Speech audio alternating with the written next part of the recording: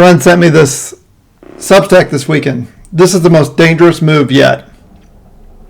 FPWellman is the host of On Democracy with FPWellman and On the Line with Vote Vets. I just wanted to introduce this topic to you with the clip from PBS NewsHour. Good evening, I'm John Yang. President Trump's shakeup of Washington reached the Pentagon as he fired several top military leaders, including the chairman of the Joint Chiefs and the admiral leading the Navy. Last night, Mr. Trump and Defense Secretary Pete Hegseth said they were dismissing Air Force General C.Q. Brown as the country's senior military officer, Admiral Lisa Franchetti, the first woman to lead the Navy, General James Slife, the vice chair of the Air Force, as well as the top lawyers for the Army, Navy, and Air Force. The President has selected retired Air Force Lieutenant General Dan Kane to be the new Joint Chiefs Chairman. That job requires Senate confirmation. Mr. Trump has spoken highly of Kane since meeting him in Iraq during his first term. Eric Edelman has served in several senior positions in the State and Defense Departments under both Republican and Democratic presidents. He's now at the Center for Strategic and Budgetary Assessments. Mr. Edelman, how unusual is this? A new president coming in his first month, getting rid of the chairman of the Joint Chiefs and a bunch of other leaders? It's unprecedented, John, as far as I'm aware. You heard Edelman. Unprecedented. That's a term we're familiar with during Trump's first term.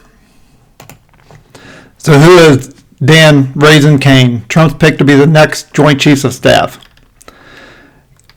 Kane does not meet the position's prerequisites, such as being a combatant commander or service chief, as laid out in 1986 law, which does allow a president to waive these requirements. Trump said he asked Kane why it would take two more years to end the fight against the Islamic State group. Kane told him it would be as little as a week if he did it his way. And Trump, another quote from this article from PBS, Trump has previously suggested that Kane is a political supporter. In a CPAC speech last year, Trump recalled meeting Kane in 2018 in Iraq when he was visiting troops. Kane said, "I'll kill for you, sir," Trump said per Trump. Then he puts on a Make America Great Again hat. So that's what Trump's looking for. Somebody that's loyal to him. So what FPWellman is saying, I'm showing this clip of this PBS movie. What FPWellman is saying is that the most dangerous move yet is the firing of these three JAGs, the Army, Navy, and Air Force. So this is the Substack that caused me to look more into this from FPWellman. Go check him out and subscribe. So he starts out, "This is the most dangerous move yet. Friday Night Massacre. I constantly keep hearing about the latest outrage from Trump isn't the right hill to die on or the pitch we are waiting for. The smart people keep saying we can't react to everything he does, and not everything is the canary in the coal mine for us to panic about." FPWellman talks about the firing of C.Q. Brown in replacement with Daniel Raisin Kane. That wasn't the really dark part. Shortly afterwards, Hegseth issued a press release announcing that in addition to Brown, they were relieving CNO Franchetti and Air Force Chief of Staff General Jim Slife as well. Again, that wasn't the really dark part. Buried at the bottom of that press release was this tidbit. "We are also requesting nominations for the Judge Advocates General for the Army, Navy, and Air Force. These JAGs are very important. They fired the top lawyers of all three service branches. That's the really dark part. The media has rightfully been chasing the firing of only the second black CJCS and first woman CNO. They are dutifully digging into the background of Trump's favorite, General Raisin Kane, but they are missing that Hegseth fired the three people responsible for telling them no when they want to break the law." FPWellman shows how we should be concerned about the Friday Night Massacre of the United States military. The cover story they are running to hide the ball, the significance of the removal of the top lawyers in military services, and talks about who is raising Cain and the odd timing of his retirement, new career, and return to military service. Presidents have fired generals throughout history. We've been hearing rumors for weeks, if not months, that Trump would come in and fire C.Q. Brown and Lisa Franchetti. Hegseth has railed against them for years, and the MAGA world hates both of them for having the audacity to discuss the challenges they face as a black man in the armed services, or for believing that diversity was a strength. Any PR person could tell you that the messaging they would use to justify it would be historic examples of presidents firing generals that went against their policies. And it was well within their rights in the law. I told many people that they would highlight Truman and even Obama to show how previous commanders-in-chief had acted to relieve military leaders. Of course, J.D. Vance came right out on social media. Truman fired MacArthur, Obama fired McChrystal. They were always going to run this play. I'm as outraged as anyone at the firing of three highly qualified and talented leaders who have dedicated their entire lives to serving the nation with professionalism and courage. None of the three officers fired have violated any laws, brought shame upon the service, or done anything to deserve this kind of disrespect and disgusting treatment. Wellman continues. However, I will leave others to go through their careers and lament the loss of talent. I will say that young officers are watching and they will walk with their feet. If you think that is Trump's military that will be white males only, I have bad news. It will weaken the United States military senior leadership for the next 20 to 40 years because the future flag officers of color and women are going to leave now. Trump and Hegseth are doing generational damage to our national security. This is all a trick play they planned. Remember, in Ted Lasso, when Ted teaches Jamie to play a distraction and ham it up? Look at me, pass me the ball. I'm wide open, pass me the ball. Everyone marks Jamie, and Obama Sonia scores the winning goal. Guess what? C.Q. Brown and Lisa Franchetti are just Jamie Tart distractions. The scoring move for Trump and Hegseth was firing all of the lawyers, the JAGs. Why fire the lawyers? Wellman continues. When I was the public affairs officer for 6 different general officers in the latter part of my career in the Army, my best friend was always the judge advocate general of the command. We were the bearers of bad news and the word no to our commanders.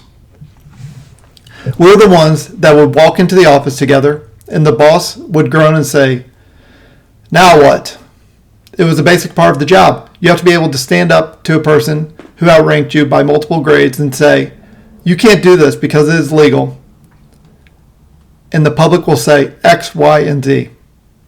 It's a common refrain when judging JAGs if they are commanders, JAG or not. What that means is a lawyer that has been in the thick of it and understands the rules of war, rules of engagement, and regulations are often opaque and need interpreting for the leaders and troops. A commander's JAG would do that in a way that allowed us to conduct the mission as close to the edge of those things as possible. In the end, nearly every commander at some point is angry at their JAG for telling them they cannot do something or that their action will blow up in their face. There isn't a commander in history who isn't looking for a JAG that will allow them to do what they want with little interference. The good JAGs are unafraid to speak truth to power and ensure the law is followed to the letter. Pete Hegseth hates those JAGs. This is a man that openly supported and campaigned for the pardons of multiple war criminals who were justifiably prosecuted and convicted based on evidence from fellow service members for the torture and murder of civilians in combat. Hegseth bashed the military justice system repeatedly for years on behalf of his mythical belief in the warfighter. He has railed against the military justice system nearly constantly in books, on TV, and on podcasts. Last night he fired all 3 of the top lawyers of the armed services. It is clear that the intent is to remove barriers from breaking the laws and military regulations. The obvious reason is usually the right one. We know that Project 2025 and Agenda 47 both included references to enacting the Insurrection Act and using military forces to put down public protest and assist in mass deportations and internments.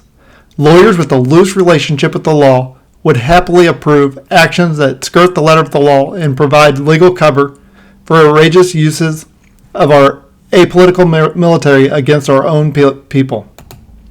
Who do you think are the people that would have interpreted international law, military regulations, and treaty obligations when the military is ordered to carry out airstrikes and raids in Mexico against the newly designated international terrorist drug cartels? Who do you think will be advising the service chiefs on use of their forces for seizing the Panama Canal, Greenland, or the utterly comical but entirely real chance of an invasion of Canada? What about looking at the law and military regulations on the use of force against civilians? Remember, the former Secretary of Defense refused to order troops to shoot protesters in the legs under Trump's first regime. I have no doubt that Hegseth with the right lawyers won't share that restraint next time. The 3 service JAGs that Pete Hegseth fired last night would have been the guardrails. So while everyone is justifiably angry at the firings of Brown, Franchetti, and Slife, they are missing that Hegseth quietly removed one of the remaining barriers to enacting the most sinister aspects of the Project 2025 and Musk agendas, a non-compliant military. They just need a chairman of the Joint Chiefs who will happily advise the Secretary of Defense and President on their plans and provide a public face of compliance and support. We now know that Elon Musk, Peter Thiel, and J.D. Vance are acolytes of Curtis Yarvin and his idea of a crypto and business-based network state. Who would you install as the next chairman? Is it even possible to find a general officer who is a MAGA believer, crypto bro, and will be willing to do whatever needs to be done? Enter Raising Cain, Trump's favorite sob story of all time. For years now, Trump has regaled the world with his famous sob stories. It's always some big strong man straight out of central casting who comes up to Trump and says how amazing he is, or has a tear in his eye thanking Trump. It's become a cliche online. He does it so often. He's always had one he loved the most. His favorite by far is the legend of Raising Cain. This is the same story that I referenced from the PBS article earlier. At last year's CPAC, Trump again shared a story about Cain, this time stating that the general told him, "I love you, sir. I think you're great, sir. I'll kill for you, sir." But what really seemed to seal the deal for Trump was that Cain then allegedly put on a MAGA hat, despite military protocol prohibiting active duty troops from donning any clothing with a political message. In his announcement of Cain, Trump took a swipe at Biden, of course. General Cain was passed over for promotion by Sleepy Joe Biden, but not anymore. Trump had said that he is highly qualified and respected. Cain is not highly qualified to serve on the Joint Chiefs of Staff. As a matter of fact, by letter of the current regulations, he isn't even qualified at all, as he has missed key mandatory assignments in educational gateways that are necessary for service at the 4-star level. One example is that he has never actually commanded a large formation of combat forces like a wing or division in his career. He has also never served as a vice chief or chief of service, as has been tradition for decades prior to becoming chairman of the Joint Chiefs. On top of that, Cain actually took a break from active duty from 2009 to 2016, where he worked in the private sector, including starting an airline that was acquired. It is incredibly difficult to reach the rank of general. Anything that takes you off the fast track is a ding in your chances. Not so for Trump's favorite general. Wellman gets into the details of his early retirement. And he talks about his time at the CIA. But he continues, but the timing of it all is what I find odd. He only retired in December after the election. A month later, in January, he didn't join an intelligence-related company like Palantir or traditional defense contractor. No, he was brought on as an advisor or partner with not one, but 3 different crypto-related investment firms in an advisory board for a space company. Here, Wellman shows the 3 venture capital companies in the space company. Did he already know that Trump planned to make him chairman of the Joint Chiefs